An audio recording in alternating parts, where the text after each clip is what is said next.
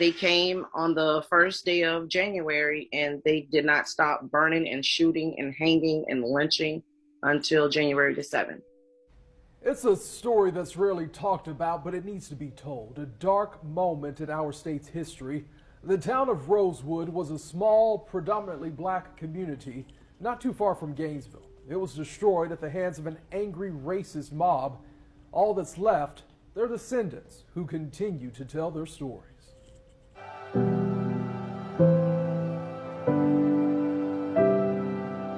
We were entrepreneurs. We had businesses.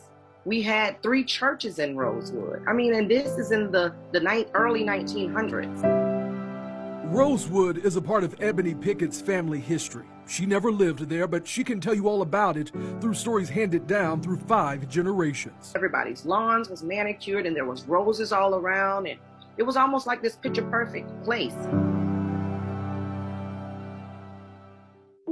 That picture shattered on New Year's Day 1923 when a mob of white men invaded Rosewood, burning homes and churches and shooting people as they fled. They came on the first day of January and they did not stop burning and shooting and hanging and lynching until January the 7th. Pickett remembers being a young girl at family reunions and listening to the stories from the mouths of survivors. When I would see the horror on their face, and then they would begin to wail and cry and, console each other. And it was like so emotional, and it was such a vivid picture because this wasn't just something I was reading in a book. 1923.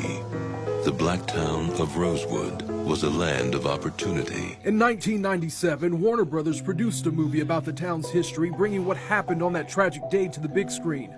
The film, based on accounts at the time of what started the attack. Allegations from a white woman in the neighboring community of Sumner that a black man had assaulted her. Pickett disputes that narrative. She says family members told her it was actually a white man who assaulted the white woman. Pickett's relative, Sarah Carrier, known as Aunt Sarah, was there. And Aunt Sarah had been at her home that day, as well as with her granddaughter, Philomena.